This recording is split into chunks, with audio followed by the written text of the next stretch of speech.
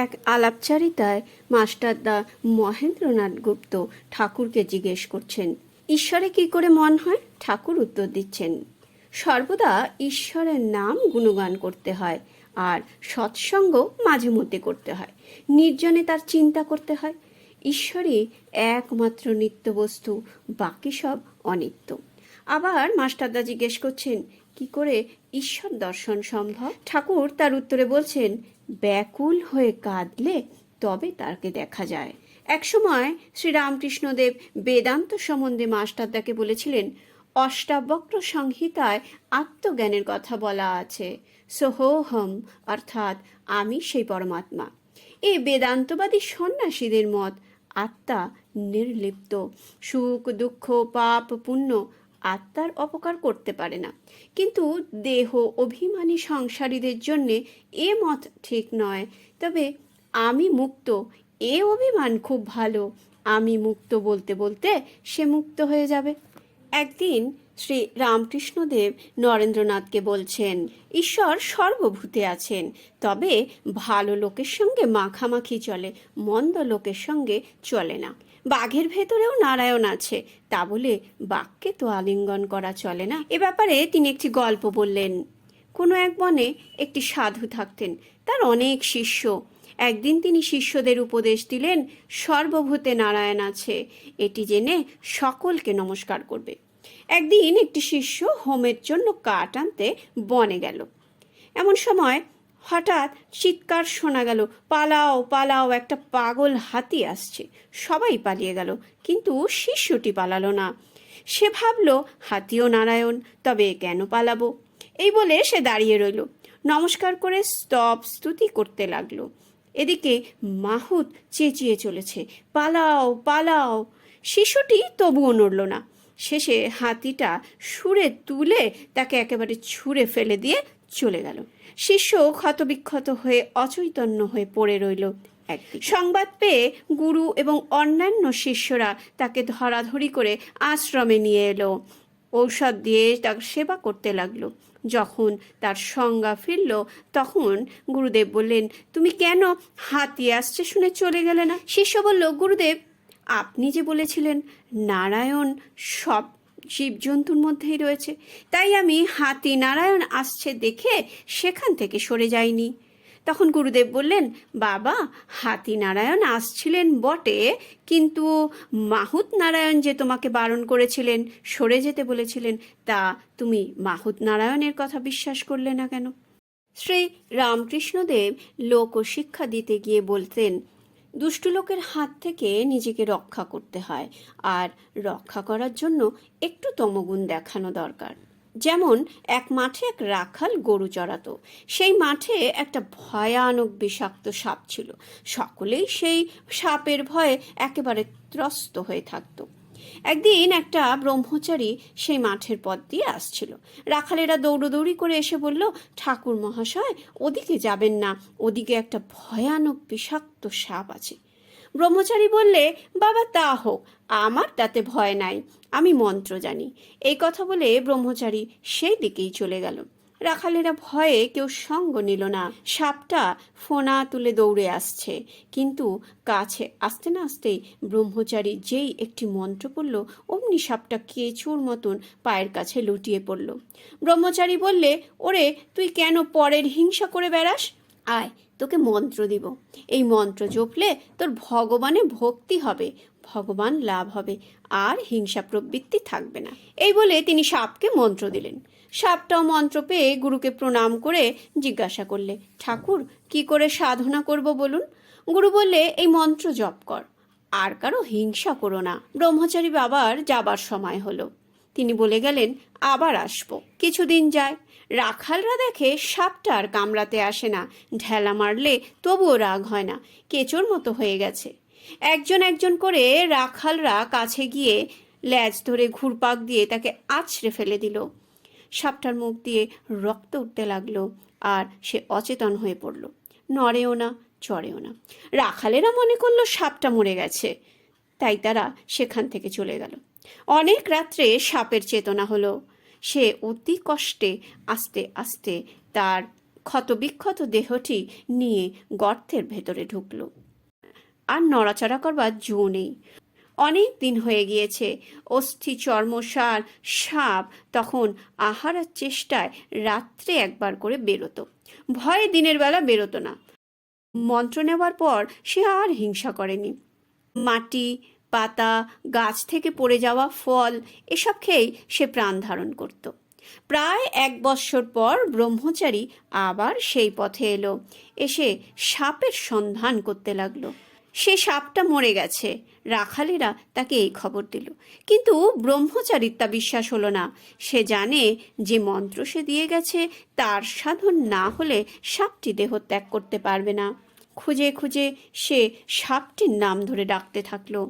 গুরুদেবের আওয়াজ শুনে গর্ত থেকে বেরিয়ে এসে ভক্তি ভরে প্রণাম করলো সাপটি। ব্রহ্মচারী জিজ্ঞেস করলো, কিরে, কেমন আছিস? সে বলল, আজ্ঞে ভালো আছি। ব্রহ্মচারী বললে, তবে তুই এত রোগা হয়ে গেছিস কেন? সাপ বললে, ঠাকুর, আপনি আদেশ করেছেন কারো সঙ্গে হিংসা করব না, তাই পাতাটা ফলটা খাই বলে বোধ হয় রোগা হয়ে গেছি। ওর সত্যগুণ হয়েছে বলে কারো ওপরে ক্রোধ নেই। সে ভুলেই গেছিল যে রাখালেরা মেরে ফেলবার জোগাড় করেছিল। ব্রহ্মচারী বলল, শুধু না খাওয়ার দরুন এত রোগা হয়ে গেছিস তুই? ভালো করে ভেবে দেখ। সাপটা মনে পড়ল রাখালেরা তাকে আছাড় মেরেছিল। তখন সে বলল, ঠাকুর, মনে পড়েছে, রাখালেরা একদিন আমাকে আছাড় মেরেছিল। অজ্ঞান হয়ে আমি পড়েছিলাম। আমি কাউকে কামড়াবো না বলে, কারো অনিষ্ট করব না বলে তারা আমার সাথে এরূপ ব্যবহার করেছিল। ব্রহ্মচারী বললে, ছি, তুই এত বোকা, নিজেকে রক্ষা করতে জানিস না? আমি কামড়াতে বারণ করেছি, ফোঁস করতে তো নয়। ফোঁস করে তাদের ভয় দেখাতে কি নেই? দুষ্টু লোকের কাছ থেকে ফোঁস করে তাদেরকে ভয় দেখাতে হয়, পাছে অনিষ্ট হয়ে যায়। তাই বিষ ঢালতে নেই, অনিষ্ট করতে নেই। ঠাকুর বলতেন, জীব 4 প্রকার: নিত্যজীব, বদ্ধজীব, মুমুক্ষুজীব ও মুক্তজীব। নিত্যজীব যেমন নারদ মুনি, এরা সংসারে থাকেন সংসারের মঙ্গলের জন্যে, জীবের শিক্ষাদানের জন্যে। বদ্ধজীব বিষয় আসক্ত হয়ে থাকে, তারা ভগবানকে ভুলে থাকে, তারা ভগবান চিন্তা কখনো করেন না। মুমুক্ষু জীব, যারা মুক্ত হবার ইচ্ছে করে, কিন্তু তাদের মধ্যে কেউ মুক্ত হতে পারে, কেউ বা পারে না। মুক্তজীব, যারা সংসারে বিষয়ে আসক্ত নয়, যেমন সাধু মহাত্মা, যাদের মনে বিষয় বুদ্ধি নেই, যারা সর্বদা হরির পাদপদ্ম চিন্তা করে। ঈশ্বরে দৃঢ় বিশ্বাস রাখা প্রসঙ্গে একদিন ঠাকুর বলছেন, বিভীষণ একটি পাতায় রাম নাম লিখে একজন ভদ্রলোককে কাপড়ের খোঁটে বেঁধে দিল। সে লোকটি সমুদ্রের ওপারে যাবে। বিভীষণ বলল, তোমার ভয় নেই, তুমি বিশ্বাস করে জলের ওপর দিয়ে হেঁটে চলে যাও, কিন্তু দেখো অবিশ্বাস করো না যেন অমনি জলে ডুবে যাবে। লোকটি বেশ সমুদ্রের ওপর দিয়ে চলে যাচ্ছিল। এমন সময় তার ভারী ইচ্ছা হলো যে কাপড়ের খোঁটে কি বাঁধা আছে একবার খুলে দেখে। খুলে দেখলো কেবল রাম নাম লেখা রয়েছে।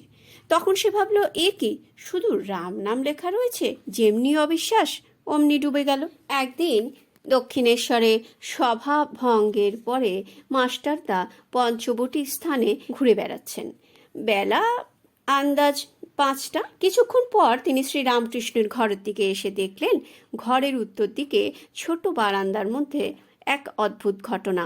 শ্রীরামকৃষ্ণদেব স্থির হয়ে দাঁড়িয়ে আছেন আর নরেন্দ্রনাথ গান শোনাচ্ছেন। 2-4 জন ভক্ত সেখানে দাঁড়িয়ে রয়েছেন। মাস্টারদা এসে গান শুনতে লাগলেন। গান শুনে তিনি আবিষ্ট হলেন। ঠাকুরের গান ছাড়া এমন মধুর গান তিনি কখনো শোনেননি। হঠাৎ ঠাকুরের দিকে দৃষ্টিপাত হতে তিনি দেখলেন ঠাকুর নিস্পন্দন হয়ে দাঁড়িয়ে আছেন। তার চোখের পাতা পড়ছে না, নিঃশ্বাস প্রশ্বাস বইছে কিনা বলা যায় না। জিজ্ঞাসা করতে একজন ভক্ত বললেন, এর নাম সমাধি। মাস্টারদা এরূপ আগে কখনো দেখেননি, তাই তিনি অবাক হয়ে ভাবছেন, ভগবানকে চিন্তা করে মানুষ কি এতখানি বাহ্যশূন্য হয়? একদিন ঠাকুর বৈরাগ্য কাকে বলে বোঝাবার জন্যে এক গল্প বলতে লাগলেন। এক দেশে অনাবৃষ্টি হয়েছে। চাষিরা সব খাল কেটে দূর থেকে জল আনছে। একজন চাষি খুব দৃঢ় মনে খাল কাটছে। তার প্রতিজ্ঞা যতক্ষণ না জল আসে ততক্ষণ পর্যন্ত সে খাল কাটতে থাকবে। এদিকে স্নান করার বেলা হয়েছে। গৃহিণী মেয়ের হাতে তেল পাঠিয়ে দিল। মেয়ে বললে, বাবা বেলা হয়েছে, তেল মেখে নিয়ে ফেলো। কিন্তু চাষি বললে, তুই এখন যা, আমার কাজ আছে। বেলা 2 প্রহর হলো পরে স্ত্রী মাঠে এসে বলল, এখনো নাও নাই কেন? ভাত চুরিয়ে গেল। তোমার যে সবই বাড়াবাড়ি, না হয় কাল করবে বাকি কাজ। কিন্তু চাষা কোদাল হাতে তাড়া করে বেড়ালো। বললে, তোর আক্কেল নেই? বৃষ্টি হয় নাই, চাষবাস কিছুই হলো না, এবার ছেলে পেলে কি খাবে? না খেয়ে সব মারা যাবি। আমি প্রতিজ্ঞা করেছি, আজই আমি মাঠে জল আনবো। চাষা সমস্ত দিন হাড় ভাঙা পরিশ্রম করে সন্ধ্যের সময় খাল কেটে নদীর সঙ্গে যোগ করে দিতে পারল। তখন একেবারে বসে দেখতে লাগলো নদীর জল কেমন সুন্দর কলকল করে বয়ে আসছে তার জমিতে। মন তখন তার শান্ত ও আনন্দপূর্ণ। বাড়ি গিয়ে স্ত্রীকে ডেকে বলল, নে এবার তেল দে আর তামাকও সাজ। তারপর নিশ্চিন্ত হয়ে খেয়ে নিদ্রা গেল। এই দৃঢ় প্রতিজ্ঞ মনোভাবই তীব্র বৈরাগ্যের উপমা।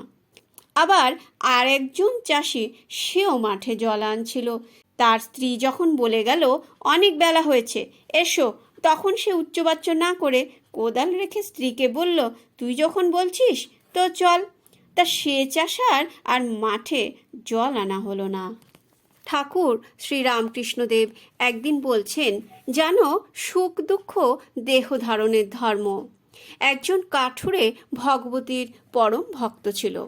সে ভগবতীর দর্শন পেল, কত স্নেহ ভালোবাসা কৃপা পেল, কিন্তু তার কাঠুরের কাজ আর ঘুচল না। সেই কাঠ কেটেই তাকে সংসার চালাতে হয়। কারাগারে সেই চতুর্ভুজ শঙ্খ চক্র গদা পদ্মধারী ভগবান দেবকীর দর্শন হলো, কিন্তু কই কারাগার তো তার ঘুচল না। প্রারব্ধ কর্মের ভোগ, যে কয়দিন ভোগ আছে দেহ ধারণ করতে হয়, সেই ভোগ ভোগ করতে হয়। শ্রীমদ্ ভাগবতে আছে যে অবধূত 24 গুরুর মধ্যে চিলকে একটি গুরু করেছিলেন। এক জায়গায় জেলেরা মাছ ধরছিল। একটি চিল এসে ছো মেরে একটা মাছ নিয়ে উড়ে গেল। চিলের কাছে মাছ দেখে কাকেরা কা কা করে তার পিছু নিল। চিল যেদিকে যায় কাকের পালো সেই দিকেই ছোটে। এদিক ওদিক অনেক ঘুরতে ঘুরতে অবশেষে মাছটা পড়ে গেল চিলের কাছ থেকে। তখন কাকগুলো চিলকে ছেড়ে দিয়ে মাছের দিকে ছুটল। চিল তখন নিশ্চিন্ত হয়ে বসলো একটা গাছের ডালে। বসে ভাবতে লাগলো, মাছটাই ছিল যত নষ্টের মূল। মাছ কাছে নেই, আমি নিশ্চিন্ত হলাম। এই প্রসঙ্গে ঠাকুর বলছেন, যতক্ষণ বিষয় বাসনা থাকে ততক্ষণ কর্মের ভাবনা আর অশান্তি। বিষয় বাসনা ত্যাগ করলে কর্মক্ষয় হয় আর শান্তিও হয়। তবে নিষ্কাম কর্ম করা ভালো, তাতে অশান্তি হয় না। একজন কাঠুরে বনে কাঠ কাটতে গিয়েছিল। হঠাৎ এক ব্রহ্মচারীর সঙ্গে তার দেখা। ব্রহ্মচারী বললেন, ওহে, এগিয়ে পড়ো। কাঠুরে বাড়িতে এসে ভাবতে লাগলো, ব্রহ্মচারী এগিয়ে যেতে বললেন কেন? এরকম কিছুদিন যায়। একদিন সে বসে আছে, এমন সময় তার আবার ব্রহ্মচারীর কথা মনে পড়ল। বনে গিয়ে সে আরও খানিকটা এগিয়ে গিয়ে দেখে অসংখ্য চন্দনের গাছ। তখন সে মহা আনন্দে গাড়ি করে চন্দন কাঠ নিয়ে এলো আর বাজারে বিক্রি করে বেশ আয় করলো। এরপর কিছুদিন যায়। আবার একদিন তার মনে পড়ল, ব্রহ্মচারী বলেছেন এগিয়ে পড়ো। তখন আবার বনে গিয়ে সে এগিয়ে গেল। দেখল নদীর ধারে রূপোর খনি। এ কথা তো সে স্বপ্নেও ভাবতে পারেনি। তখন সে সেই রূপো নিয়ে গিয়ে বাজারে বিক্রি করতে লাগলো আর আরও উপার্জন করলো। আবারও কিছুদিন যায়। একদিন সে বসে আবারও ভাবছে যে রূপোর খনি পর্যন্ত তো ব্রহ্মচারী মহারাজ আমাকে যেতে বলেননি, তিনি আমাকে বলেছেন এগিয়ে যেতে। এবার সে নদীর ওপারে এগিয়ে গেল এবং সোনার খনি পেল। তখন সে ভাবল, ব্রহ্মচারী বলেছিলেন এগিয়ে যেতে। আবার কিছুদিন পরে সে এগিয়ে পেল হিরে মানিক ভরা খনি। এবার তার কুবেরের মতো ঐশ্বর্য হলো। এই গল্প প্রসঙ্গে ঠাকুর শ্রীরামকৃষ্ণ বলছেন, তাই বলছি যে যা কিছু করো না কেন, এগিয়ে গেলে আরও ভালো জিনিস পাবে। একটু জপ করে উদ্দীপন হয়েছে বলে মনে করো না যা হবার তা তা হয়ে গেছে। কর্ম কিন্তু জীবনের উদ্দেশ্য নয়। আরও এগোও, কর্ম নিষ্কাম করতে পারবে, তবে নিষ্কাম কর্ম বড় কঠিন। তাই ভক্তি করে ব্যাকুল হয়ে তাকে প্রার্থনা করো, হে ঈশ্বর, তোমার পাদপদ্মে ভক্তি দাও আর কর্ম কমিয়ে দাও, আর যেটুকু রাখবে সেটুকু কর্ম যেন নিষ্কাম হয়ে করতে পারি। ঠাকুর শ্রীরামকৃষ্ণদেব বলছেন, ঈশ্বর লাভের অনন্ত পথ। ভক্তিযোগে যে পথ দিয়ে এগোবে তাতেই ঈশ্বর লাভ হবে। যোগ মোটামুটি 3 প্রকার: জ্ঞানযোগ, কর্মযোগ আর ভক্তিযোগ। জ্ঞানযোগে জ্ঞানী ব্রহ্মকে জানতে চায়, ব্রহ্ম সত্য, জগৎ মিথ্যা, এই বিচার করে। বিচারের শেষ যেখানে, সেখানে সমাধি হয় আর ব্রহ্ম জ্ঞান লাভ হয়। কর্মযোগে কর্ম দ্বারা ঈশ্বরে মন রাখা। সংসারী লোকেরা যদি অনাসক্ত হয়ে ঈশ্বরে সকল ফল সমর্পণ করে, তাকে ভক্তি করে সংসারের কর্ম করে, তবে সেও কর্মযোগ। ঈশ্বরে ফল সমর্পণ করে পুজো জপ কর্ম করার নামও কর্মযোগ। ঈশ্বর লাভেই কর্মযোগের উদ্দেশ্য। ভক্তিযোগ বিষয়ে ঠাকুর বলেছেন, ঈশ্বরের নাম গুণকীর্তন এবং সব সময় তাকে মনে রাখাই ভক্তিযোগের সহজ পথ।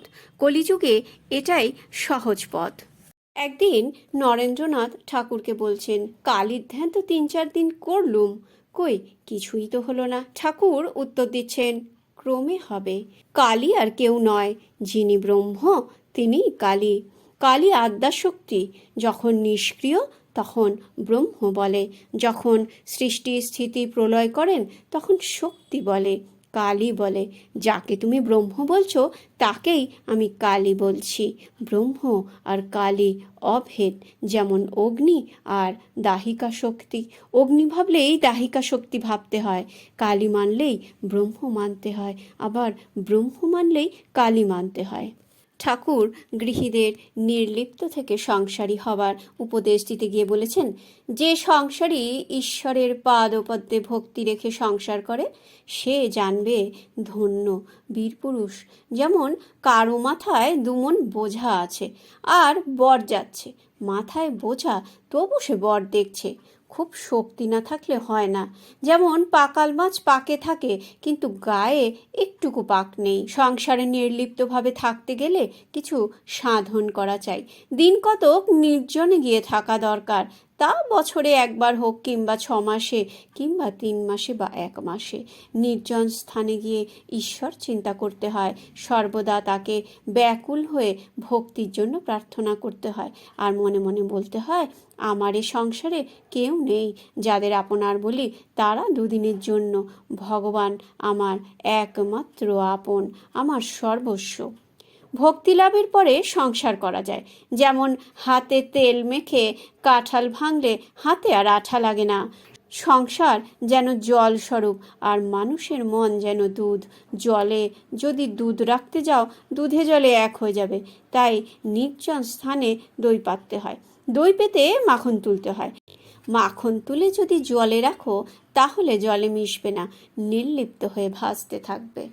এমন করেই সহজ ভাষায় খুব স্বাভাবিক সাধারণ ভঙ্গিতে ঠাকুর শ্রী রামকৃষ্ণ লোককল্যাণের জন্য জীবনের জ্ঞান প্রদান করে গেছেন। সন 1885 খ্রিস্টাব্দ। ঠাকুরের গলায় ব্যথা।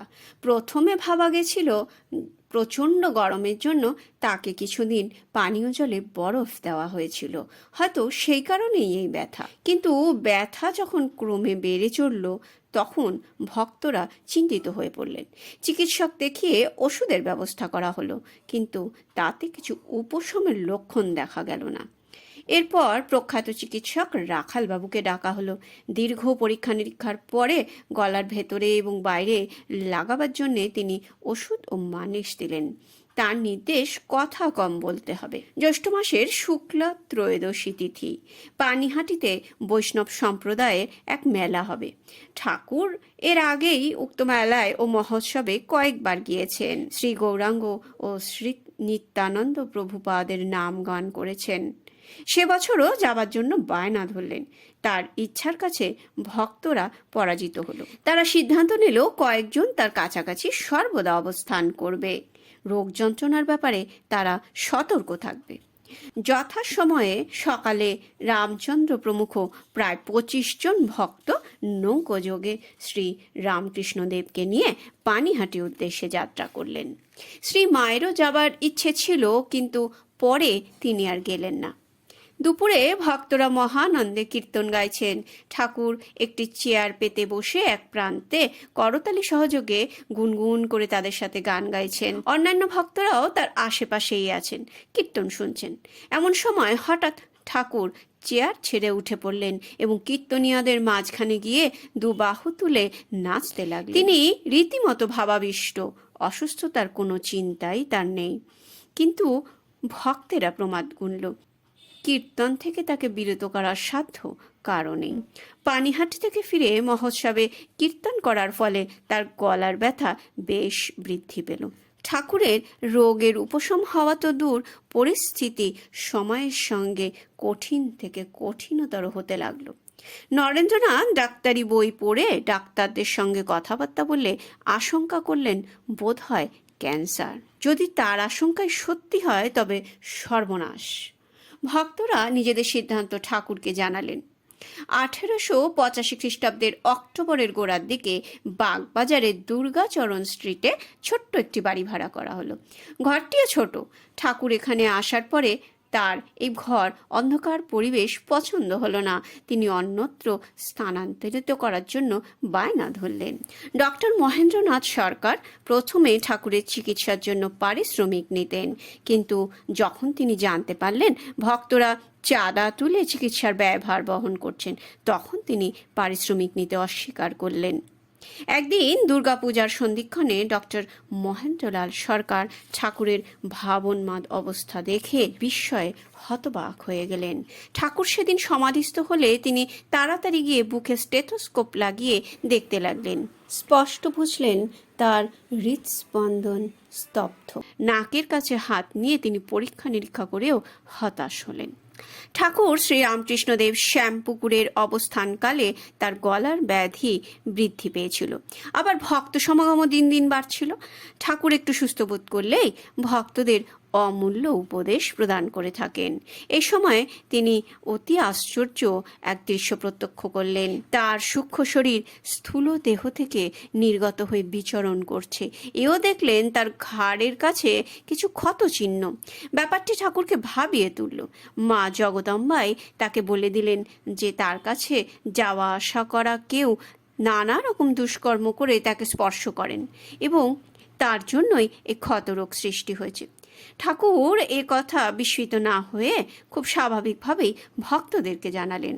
তিনি লক্ষ লক্ষ জন্ম পরিগ্রহ করে অসহায় সাধারণ মানুষের দুঃখ কষ্ট রোগ ও যন্ত্রণা নিজের গায়ে মেখে নিতে এতটুকু দ্বিধা করেননি, বরং হাসি মুখেই জীব কল্যাণের জন্য সব কিছু স্বীকার করে গিয়েছেন। নরেন্দ্রনাথ প্রমুখ ভক্তরা ব্যাপারটি নিয়ে ভাবিত হলেন। অপরিচিত কাউকে ঠাকুরের চরণ স্পর্শ করতে দেওয়া হবে না, এমন সিদ্ধান্ত বাস্তবায়িত করা সত্যিই কি সম্ভব? অনেক খোঁজাখুঁজির পর কাশীপুরে মতিঝিলের পাশে লালাবাবুর জামাতা গোপালচন্দ্র ঘোষের একটি উদ্যানবাটি ঠাকুরের জন্য ভাড়া করল ভক্তরা। ঠাকুরের ভক্ত সুরেন্দ্রনাথ মিত্র মহাশয় প্রতি মাসে উক্ত বাড়ির 80 টাকা করে ভাড়া স্বেচ্ছায় বহন করতেন। 11ই ডিসেম্বর ভক্তগণ ঠাকুরকে শ্যামপুকুর থেকে কাশীপুরের উদ্যানবাটিতে নিয়ে এলেন। এই সময়তে ঠাকুরের শরীর ক্রমেই জীর্ণ থেকে জীর্ণতর হতে লাগলো। দেখা গেল দীর্ঘদেহী বলিষ্ঠ পুরুষ কেমন শীর্ণ জীর্ণ কঙ্কালে পরিণত হয়ে গিয়েছেন। ব্যাধির যন্ত্রণা সত্ত্বেও ঠাকুর কিন্তু ভক্ত সঙ্গ থেকে নিজেকে দূরে রাখতে পারেননি। 1886 খ্রিস্টাব্দে 1 জানুয়ারি ঠাকুর তখন একটু সুস্থ বোধ করলেন। বিকেলের দিকে উদ্যানে কিছুক্ষণ পায়চারি করে বেড়ালেন। ভক্তগণ পাশে পাশেই থাকেন। তাদের লক্ষ্য করে বললেন, তোমাদের আর কি বলবো, আশীর্বাদ করি তোমাদের চৈতন্য হোক। ডাক্তার বদ্যি ঠাকুরের দুরারোগ্য কণ্ঠরোগের কোনো উপশমই করতে পারছেন না দেখে শ্রীমা চিন্তিত হয়ে উঠলেন। দৈব শক্তির সাহায্য নেবার আশায় তিনি তারকেশ্বরে গিয়ে উপস্থিত হলেন। 2 দিন 2 রাত্রি সেখানে প্রার্থনা করার পরে এক রাত্রে প্রচণ্ড শব্দে তার নিদ্রা ভাঙল। তিনি অনুভব করলেন এই পার্থিব সংসারে সব কিছুই মায়া, বই কিছু নয়। তার মনে বৈরাগ্যের সঞ্চার হলো এবং তিনি কাশীপুর উদ্যানবাটিতে ফিরে এলেন। নরেন্দ্রনাথ এক সন্ধ্যায় গভীর ধ্যানে মগ্ন। হঠাৎ তার মধ্যে এক দিব্য অনুভূতি জেগে উঠল। এক সময় তিনি আর্তনাদ করে উঠলেন, আমার শরীর গেল কোথায়? নরেন্দ্রনাথের এই আকস্মিক ভাবান্তর লক্ষ্য করে বুড়ো গোপাল আতঙ্কিত হয়ে ঠাকুরের কাছে ছুটে এলেন। সব শুনে তিনি বললেন, তাকে বিরক্ত করো না, ওভাবে থাকতে দাও। এ অবস্থার জন্য আমাকে সে কতই না পীড়াপিড়ি করেছে। নরেন্দ্রনাথ কিছুক্ষণ পর স্বাভাবিকতা ফিরে পেয়ে ঠাকুরের কাছে এলেন। তার মুখের দিকে তাকিয়ে মিটমিট করে হেসে ঠাকুর বললেন, কিরে মা তোকে সব দেখালেন, কিন্তু তোরে উপলব্ধি এখন চাবি দেওয়া থাকবে। চাবি আমার কাছে রইল। তুই মায়ের যে কাজের জন্য এসছিস তা শেষ হয়ে গেলে ইহা আবার পাবি। ঠাকুরের শারীরিক পরিস্থিতি যখন সঙ্গীন, তখন এক বিকেলে পূর্ববঙ্গে দেওভোগ নামক স্থানের অধিবাসী দুর্গাচরণ নাগ নামে এক গৃহী ভক্ত তার দর্শনে এলেন।